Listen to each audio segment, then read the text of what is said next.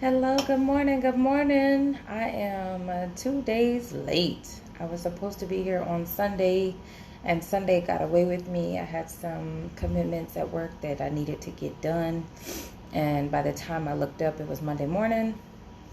And if you talked to me yesterday or you were on our podcast, you know I locked myself out of my bedroom yesterday.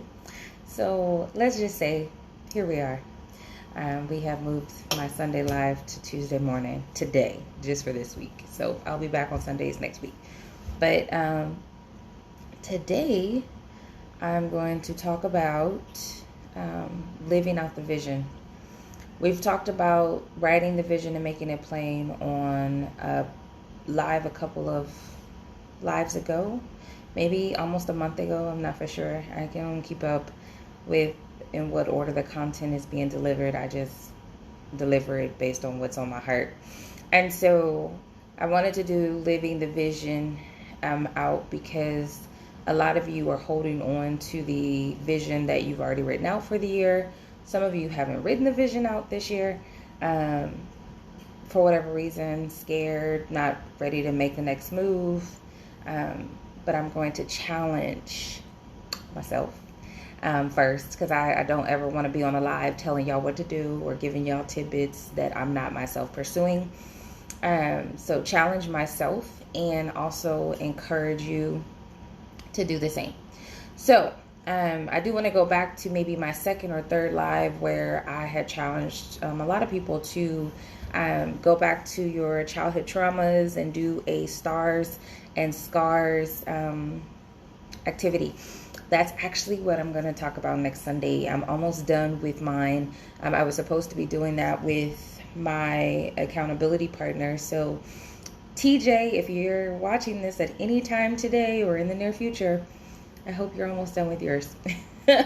But no, really, let's get back to writing the vision. So, I had challenged you guys 2 weeks ago, 3 weeks ago to write the vision and make it plain. And I said I was giving myself 90 days to execute this vision, to watch this plan unfold, to basically see things come to fruition, manifest, if you will, but actually work this plan out day in and day out. So I'm going to tell a little story, because I always tell a story. Then I give you 4 points, then I ramble, and then I say goodbye.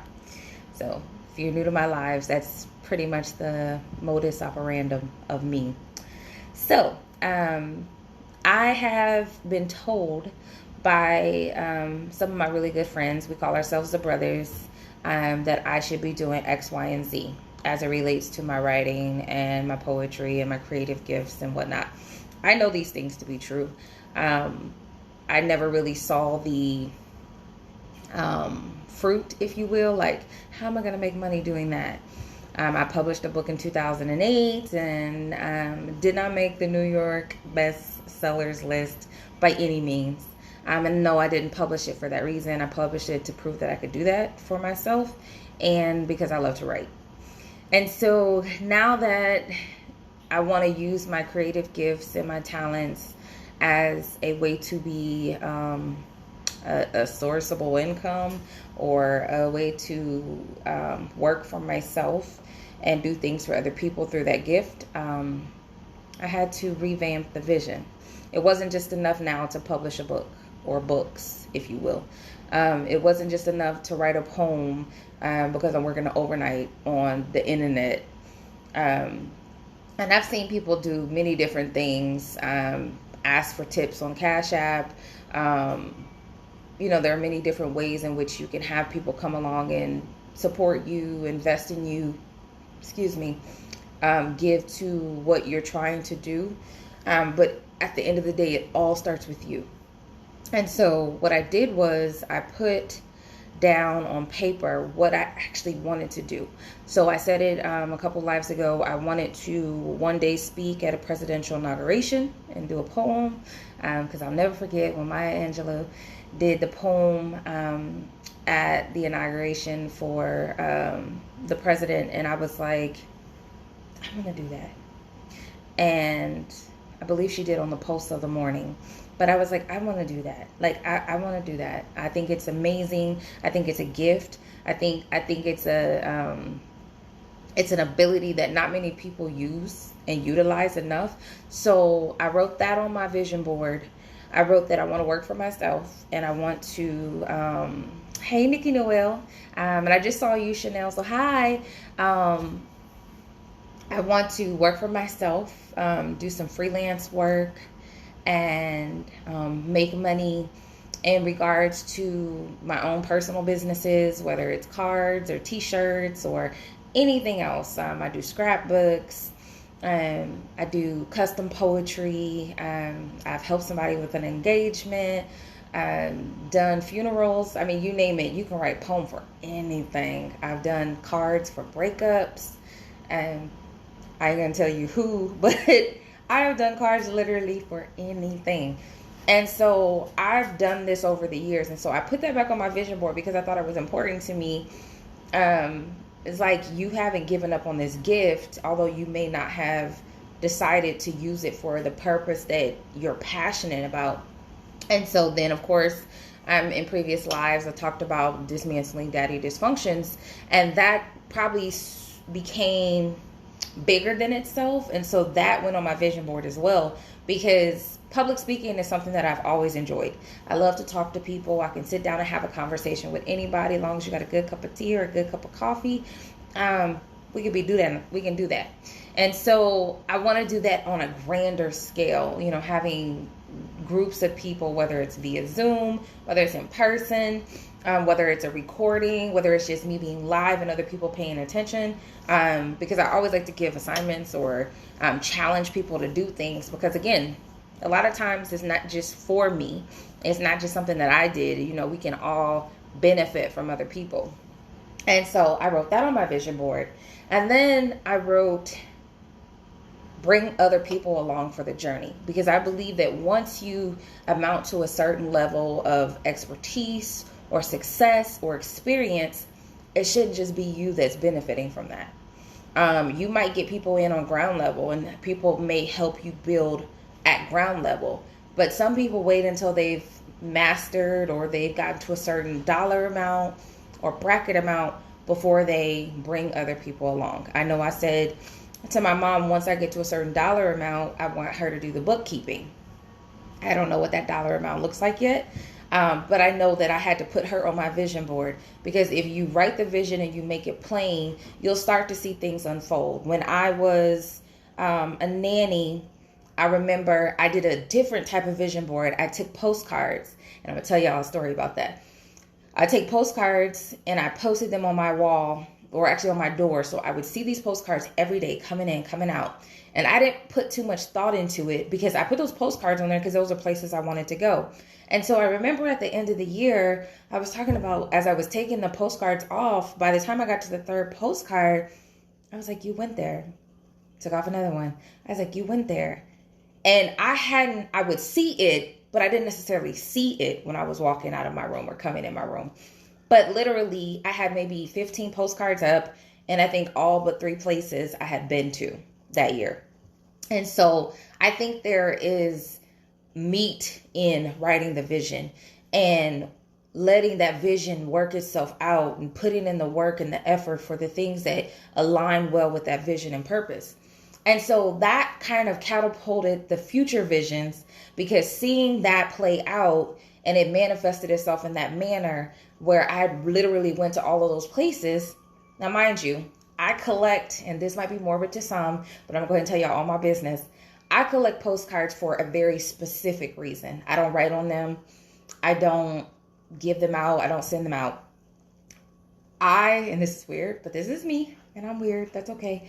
When I die, there will be postcards at my funeral, at my homegoing, at my wake.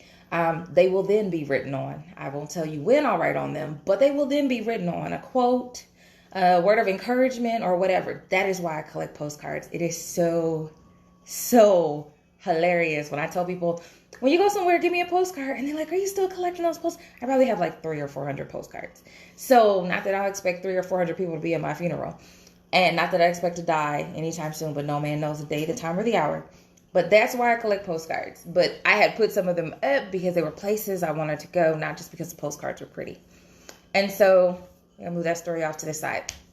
And so I say all that to say is that the vision has started becoming more clearer to me. I never really considered myself an entrepreneur. I like building things. I like seeing people develop and grow. I don't necessarily mind doing it under the umbrella of another company, but I know I also have the gifts to do it under my own.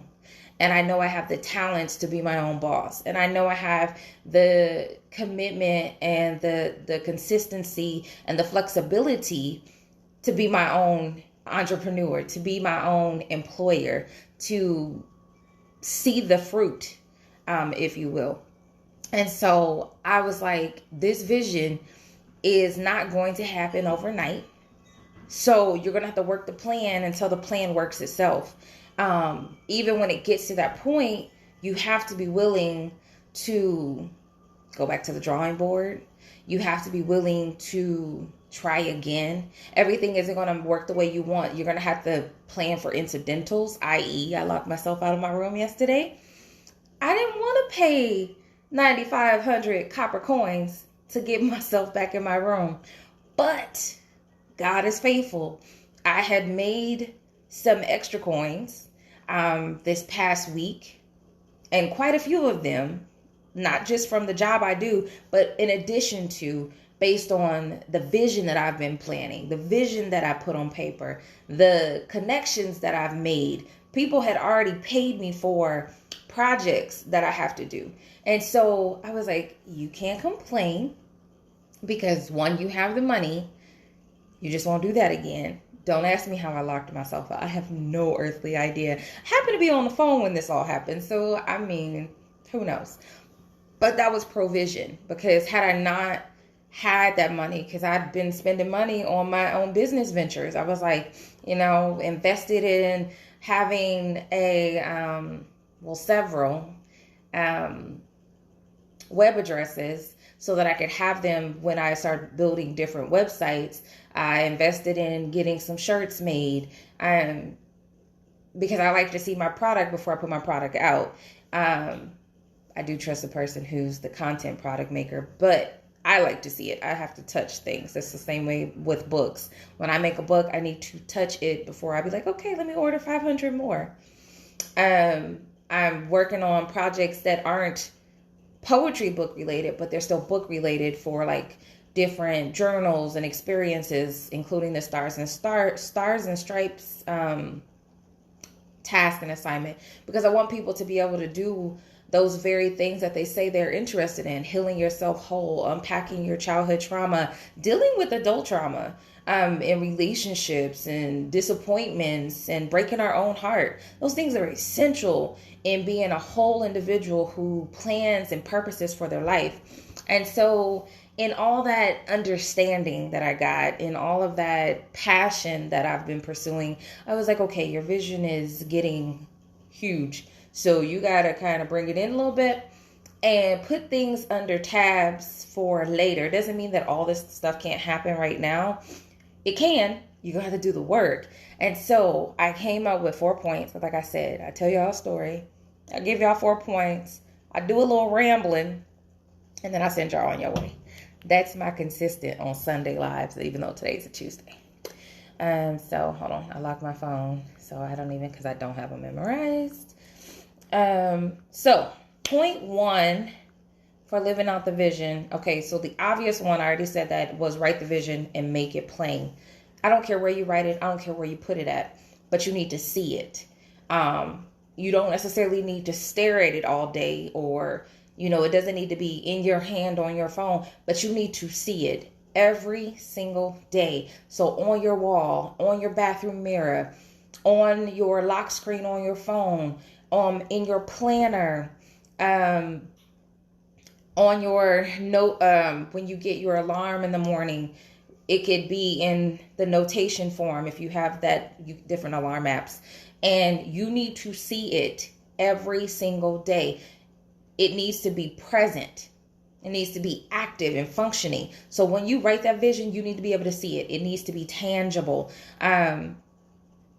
Once you write it, commit to it. So, for example, I already told you this, the 3 of the things that I put on my vision board. I'm not going to tell you everything because I need to see some things manifest itself before we go into the unpacking of what that vision was like and what I had to do to get there. Because a lot of things are going to require you to let some stuff go, to prioritize, to purge, to prune. And the prioritize may have to be, you might have to let some stuff go. I know that if I'm going to be even more successful, I have to clean my room. Because a lot of my gifts are boxed away. My crafts, my shredder, my cutter, everything that I need for all these cars and projects, they're packed away in boxes. Now, mind y'all, I rent a room. I live in Key West. My room is small, smaller than a New York apartment, smaller than a New York closet. Not the point. But I know that I have to start putting stuff in places that I can see them. So one, I can stop wasting money. Because I know I got cards all over my bedroom. And I still go to Hobby Lobby every time I go up to the mainland to buy new sets of cards. I need to stop doing that.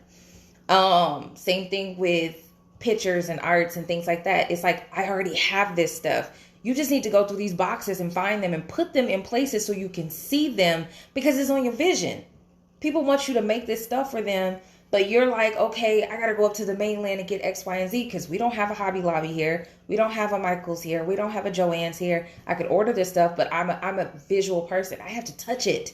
And so I have to feel something about these things that I'm about to create. So I have to literally touch it. I have to put it next to another piece of paper because I get the vision in my head. People usually give me, and God bless you all who trust me with your projects, you give me the creative genius. You don't say, oh, I want X, Y, and Z. You're saying, hey, this is what I want. The rest is your free reign. So I have to touch things. I have to put them together. And then I have to conceptualize. So that writing that vision and making it plain, sometimes, yes, you need to have a tangible. Absolutely do that. Write it down. Put it somewhere. But when you start creating from the content of that vision, sometimes you're going to have to touch it. You're going to have to feel it. You have to get your hands dirty, your feet wet, so that you can see how it's going to play itself out. And that's me. I need to move closer to a Hobby Lobby. Let's just go and keep it real. And so that's why I said a couple of lives ago, 90 days is what I'm giving myself. I think I'm at 81 days now and counting. And that's just 90 days until I make a decision. That decision starts happening. So the balls turn. And it'll be maybe 6 weeks after that 90 days where there will be a new vision, like maybe a new city, maybe a new state. Who knows? I know. God knows. And you'll know when everything starts unfolding.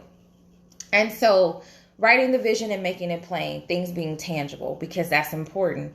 You need people to know that you are committed to it. So point 2, you're committed to the process. Because sometimes it's not going to move as fast as you want it to. You may not see the money as quick as you want to. You may not have as many people supporting what you're believing in. Do it anyway. If that's your vision, if that's what your passion is, do it anyway. You have to be committed to that process, which literally means be all in, so that one day you can actually see the progress. That vision will eventually progress. It's like losing weight. Our group, we talk about it all the time. And she was like, you may not see the numbers on the scale, but trust and believe if you're doing the work, the scale owes you. So the scale is eventually going to catch up to the work that you're putting in. That's no different than our visions. So if you're purposed for something, you have to be committed to it, even if you don't see it. Some of us are very immediate. We need to see immediate results. That instant gratification. I'm one of those people. Patience isn't my strong suit. But I know this passion that I have for creative works, I'm committed to the process. And I'm committed to the process because I believe that other people deserve to be a part of the gift that was given to me. It was given to me to give out to other people. It wasn't given to me to hoard to myself, because I don't make cards for myself. I don't make scrapbooks for myself. I don't make t-shirts for myself. I don't write poems for myself and frame them all over my bedroom. A little narcissistic if all I did was gift for myself. I gift so I can give it away, so that I can share it with other people, so that I can remind other people that this is bigger than me. And so I have to be committed to the process and be understanding that the progress may be slow in turning, but it is going to turn. It will absolutely turn, because that faithfulness, that consistency, that showing up for myself, because I wrote that vision and I made it plain, and now I'm committed to it. I'm all in. So now I have extra work because I'm still working full time. I still need to hire people. I still have a job, in other words. But now this vision, this passion, this project, this lifestyle that I want to now turn into forever has to require some work ethic, has to require some stick-to-itiveness. And it's like, even when I don't see all the fruit right away, I may not see the fruit for months down the road. People may not catch my vision for years down the road, but I have to be committed to that process because I believe in it. That's why I write poetry.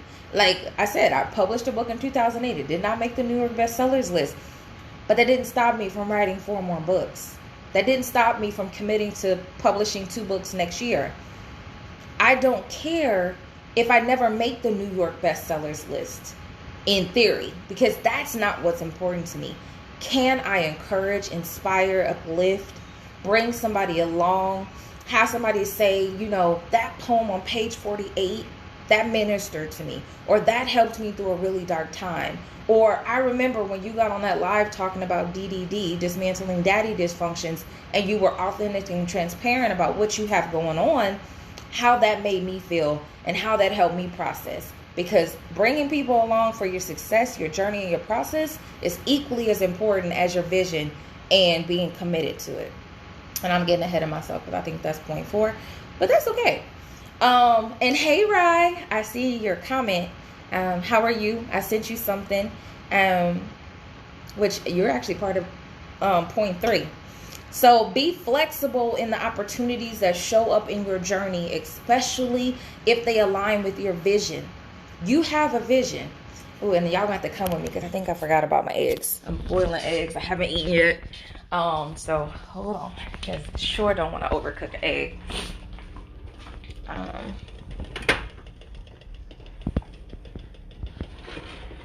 Okay. Yeah, I kept hearing them heard the water, so I was like, I might want to get that. So anywho, be open to new opportunities. Be flexible to them, because the reality is, when people see your gift unfolding, when people catch the vision that you have, they're going to start inviting you for different opportunities. They're going to start asking you, for your expertise. They're going to start requesting your presence on different projects or different roundtable discussions, whatever it is. It doesn't mean that you have to say yes to everything. You absolutely have the freedom to say no. No is therapeutic. No is a complete sentence. But if it aligns with your vision, if it gives you room to catapult into the next purpose point of your vision, if it gives you room to open up and foster new relationships, if it gives you room to get your name out there, your business out there, your work out there, consider opening up the door to that opportunity. Consider partnering with someone who says, hey, I need you to write this brief, or I need you to work on my resume, or I need you to help me get together this scrapbook for this engagement I want to propose to my girlfriend. Whatever it is, if it helps you catapult your gift or your purpose or your talent or your passion, consider doing that. It doesn't derail the vision that you have written on your board, because your vision is going to be multifaceted. If you only have one thing on your vision, you aren't dreaming big enough. So I'm going to go ahead and step on some toes there. There shouldn't be just one thing. Like, that's not enough. Doesn't mean that it isn't good. It's just not enough. Because once you get that, then what? Or so if your goal is to be a millionaire, that's not enough. What does that require? So you need to start putting tabs under, I want to be a millionaire. So how are you going to do that? Are you going to start a company? Is it going to be a Fortune 500 company? Is it going to be for profit, not for profit? Is it going to have different offices across the country in major cities like Miami and Atlanta and Los Angeles and New York? Are you going to employ people? What is your mission, vision, and purpose? Who are you going to, who's your target audience? You have to put other things under that. I may write, I want to speak at a presidential inauguration, but I also have to put other things under that. You have to connect to people who can connect you to that. And so that's why I said, if you only have one thing on your vision board, it's just not enough. You have to start then. It's almost like an outline. You have to put the Roman numeral 1 up, and then it might need an A and a B. That A and that B might need a 1 and a 2. So you have to keep going until it becomes clearer. And then once you see something on there, okay, I can do this, or it's going to be hard, because a lot of times, the vision is not going to be easy. But that means you have something tangible to look at, the purpose, the design, the passion, and now you're committed to it. But again, being flexible to other opportunities is not a bad thing. That might put you in the right position to see other things on your vision board take root and grow. And that in and of itself is worth pursuing. So be flexible to those opportunities. And then the last point, bring others into the success of your vision being lived out. Because like I said, your gift, your purpose, your passion is not just for you. It's not just about you. Yeah, because you see people all the time. They have Fortune 500 companies. They're wealthy. They're this, that, or the other. They're not just doing it for them. They're bringing other people along. They're maybe employing people in their nonprofits or different organizations or different entities of their company or their brand. You bring other people along for that success. And even if it's short term in your business or your project or your vision, you give them the tools so that they can build their own vision, so that they can prepare their own storyline, so that they can do the same thing that you did for themselves. Because we want to be vision seekers. We want to be vision builders. But we also want to be vision bearers for other people. It's like, I did X, Y, and Z. And you don't necessarily have to do X, Y, and Z, but you do need to get a plan. You may do E, F, and G. Somebody else might do L, M, N, O, P. Now, I'm not about to sing the whole alphabet, but you get what I'm saying. Everybody may do something different to get to the end result of their vision unfolding. But if you have it done, if you figured it out, if your vision, if you're actually living that thing out, why wouldn't you want other people to follow the understanding that you've gleaned from? Why wouldn't you want to help somebody else get there? Why wouldn't you want to share your wisdom, your sage advice with somebody who's just getting started? Like, you sit around people who you want to be like, and not necessarily because you're envious or jealous, but because you admire their tenacity or their commitment level or their consistency or their drive or their work ethic. You admire their vision. And so when you have gotten to a level of success in just being consistent and then seeing that fruit, you want to take people with you. You want to share that information with other people. You want to encourage other people to do the same. So now you're creating this domino effect of, we're all going to eat. We're all going to make it. Because I said this 2 lives ago. There is enough pie for everybody to eat. We live in a society where we don't want other people to make it. Okay, 50,000 people sell t-shirts.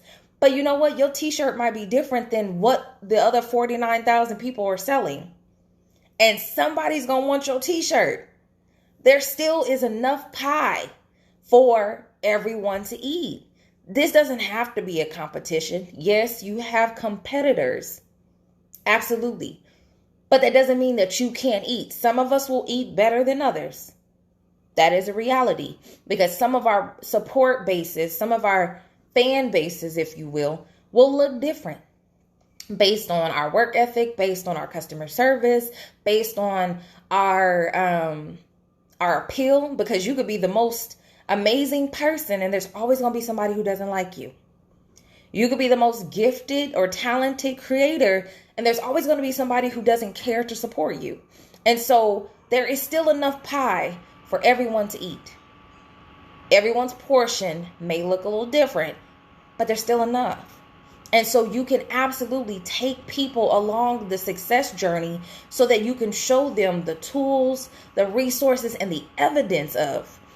And I give shout outs to Coach Lakeitha. She said yesterday, you don't have to do exactly what someone else did.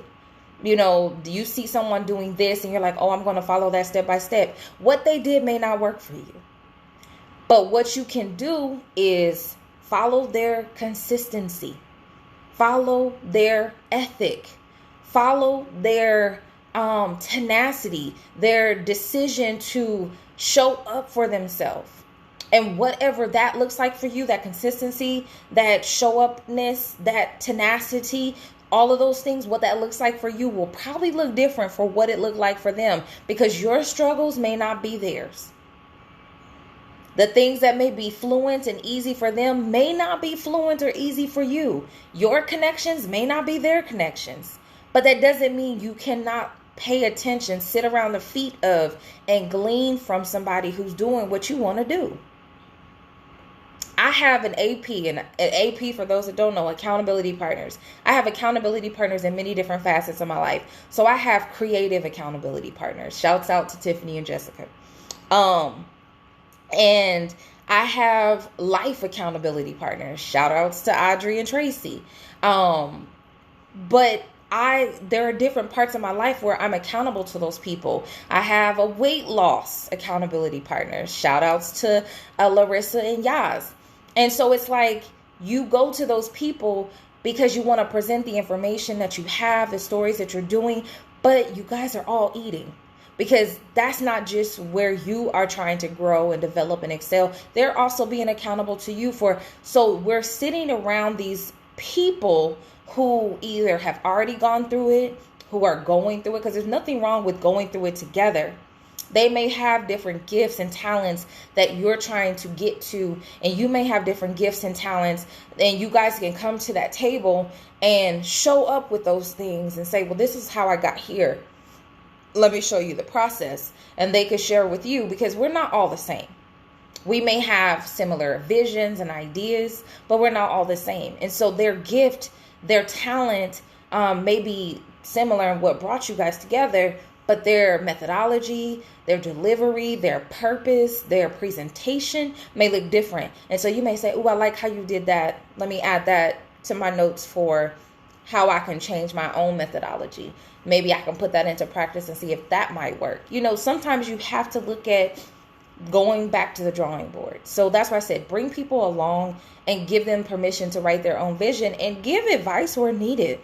You may have expertise and we sometimes downplay ourselves as not or being experts or not being experts. You may have expertise that someone else needs to propel themselves into the next stage of their own life. So don't be afraid to take other people along for the successful journey that you're on, even if it's slow churning. I'm not rich by any means, but my seed, my soil is good seed, good ground to grow, to be fertilized, to prosper. And so I am looking at the process and seeing the progress take place, because I am committed to the vision that I put forth in my life, because I know writing that vision and making that plain is going to bear good fruit in the long term for me. So again, saying all that to say, some of us have to go back to the drawing board. Some of us have to rearrange our visions and our purposes for our life. Some of us have to get off the pot, because some of us are busy writing the vision, but we're not committed to it. We're committed to everything else but it. The vision's not going to work if you don't. The vision's not going to show up if you don't. And if it does show up and you're not there, you're going to miss all the things that are supposed to be happening for you. So you've actually got to put in some work. You actually have to show up. You actually have to watch things play out in a way so that you say, hey, things are starting to unfold in my life as I purposed it, as I saw it on this vision board. I didn't know that I was going to take all those trips when I did that vision board 4 or 5 years ago. But I knew I'd eventually go. I didn't know I was going to go that year, though. So again, you have to be able to say, I am committed to these things, because I was going to leave them postcards on my door until I went to all them places. Now, I might have had to have more room for other things as the years progressed, but I was committed to those places. I was committed to those things. And of course, I had other things on my vision board. I had health goals. I had relationship goals. I had goals for my own spiritual development and growth. I had poetry goals. Like, there are other things. That's why I said, if you only have one thing on your vision board, you might be missing the mark, because we're multifaceted people. Yes, you should be prioritizing what's important, but you should also be aware that these are things that you're passionate about. You can pursue them. There's nothing wrong with having multiple things on your vision board. There's purpose in all those things that you're passionate about. And as you see things manifest themselves in terms of what you're pursuing in your passion, it'll become clearer. Your vision will become clearer. Your circle will become smaller, because everybody's not going to be able to appreciate you growing in this way. Everybody's not going to want to support your gifts or your purpose. A lot of times we grow up around people who believe it's okay to be still and stagnant. And if you're desiring to go higher in your pursuit of passion and purpose, that vision is going to propel you outside of some of the people that you engage with. It's going to take you away from maybe what you're doing professionally. It may remove you from people who at some point in your life, for seasons and reasons, not necessarily lifetimes.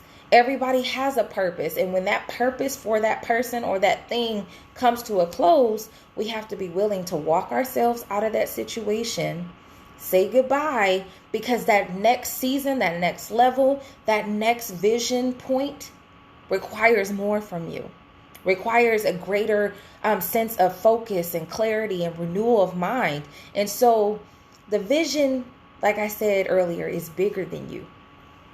Some people aren't going to understand why you stop dealing with them or stop engaging them. You know, the job may not understand why you had to let it go. The city may be like, oh, you know, but there are reasons why you have to move in the way you move. That you have to be diligent and focused and prayerful and purposeful, because that vision requires you, if you want to see the fruit, if you want to see the excellence, if you want to see the engagement. Because once you start growing that thing, once you start building upon what you purposed on this vision, there are going to be people who are going to be attracted to that. Now, don't get me wrong. People are attracted in both good and bad ways. Some people are there to see you be successful, and other people are there just to see you and maybe secretly hoping that you fail. Again, that's why point 2 is be committed to the process, even when you don't see it, even when the haters are around, even when people are not necessarily who they say they are in your life while you're going through that process, because your vision is bigger than that. Your vision demands of you to say, I'm going to see this thing out. Even if the words, the drawing board, go back to it. There's enough room for you to say, hey, I need to do this all over. I need to engage myself further. I may need to sit on some of my feelings about the project or the opportunities that arise. You don't have to give immediate answers. Some things are time sensitive. Be mindful of that, because now you're putting your word on the line. Now you're putting your ethic on the line. Now you're putting your commitment on the line. And so all of those things that you're showing up for, people are paying attention to. So that's why I was kind of disappointed that I didn't show up on Sunday, because Sundays are my live days. And so I did apologize, because people make time for you. You know, my cousin, Nikki Noel, she's on here every Sunday for me. And not that she's the only one, but I see her face consistently on the live. She shows up on the live on my behalf because she is committed to seeing me and my purpose and my vision. And I appreciate anyone who does that because I know you have other things that you could be doing with your time. I know you have other things and other people that you could be engaging with. But I assure you, I don't just get on here to hear myself talk. And I don't just get on here because I like to see my face. I get on here because I know that my vision, my purpose, and my passion are not just for me. My gifts are not just for me. The vision I have for my life, yes, it will help me pay my bills and feed my belly, but they're still not just for me. I have to go to the post office today and mail out cards and photo confetti for projects that I'm passionate about that will make me money and are repeat customers. But I assure you, the greater gift is not what's getting put in my bank account. It's what the recipient is going to feel when they get that stuff from the person who loved them enough to support my business. That's what's important to me. But you know what? I wouldn't be here in that conversation if I hadn't put it on my vision board. Because now I have to trust the process. Now I have to trust that people are going to show up and say, hey, I need a card friend, or Shannon, can you do this X, Y, and Z, and I need it overnighted. That means I'm going to have to do some work. That means I'm going to have to show up. That means I'm going to have to use my talent and put it on paper. That means I'm going to have to trust that someone trusts me enough to deliver on what they are paying for. Because I do believe that your service, your gift, should be valued. It should be excellent.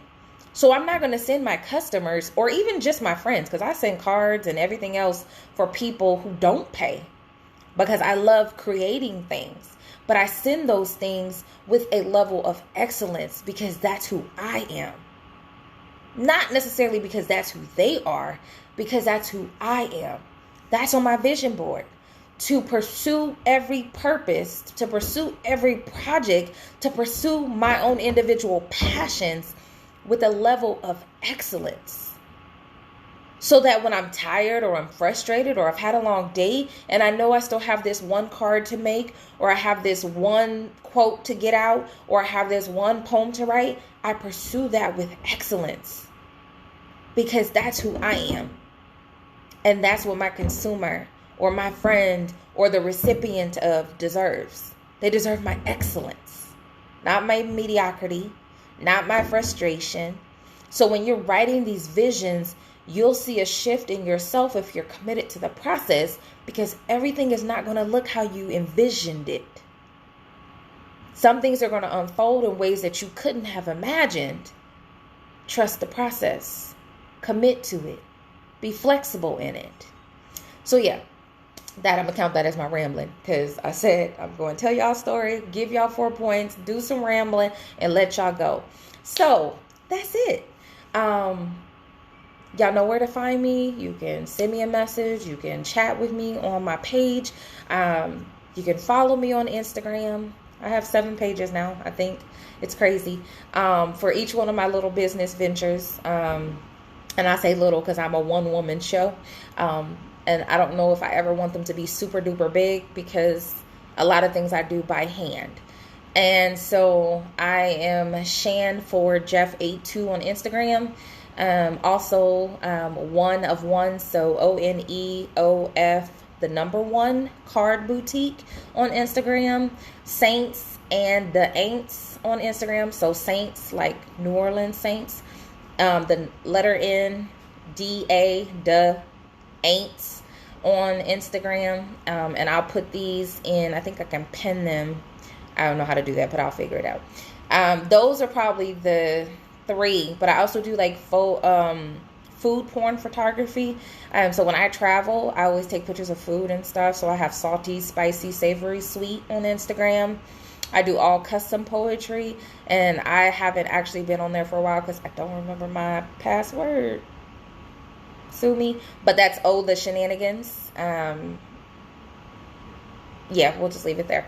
And so Shannon Ford-Jefferson on Twitter, Shannon Ford-Jefferson on Facebook. But I'm here Sundays on the live. I'm relaunching my own personal podcast, which I had started last year, called A Set Apart Woman. I do have a co-host now, and we're going to have intimate conversations. So I have topics like dealing with suicide, grieving after domestic violence, fatalities, dealing with the loss of a child. We're going to talk about Black love in 3 parts. So married couples are going to come on and tell their stories, similar to the Black love documentary, but ordinary people with extraordinary love stories. And we're going to talk about different things because I believe in having those intimate conversations. It's going to come from a place of restorative and redemptive relationships. It's going to come from a place of healing your childhood traumas, healing your adult traumas. It's going to come from a place of showing up for yourself and doing the work. And that's why I added the phrase intimate conversations, because we're going to get in each other's business, but we're going to provoke our audience to dig deeper, to ask yourself bigger questions, to look for the harder answers, and show up whole. And so I had to put some time and effort in writing that vision because that's important to me. I still do Monday night podcasting with my co-host out of Los Angeles, Kente Ferguson, the Mars and Venus show. We are currently streaming that through StreamYard.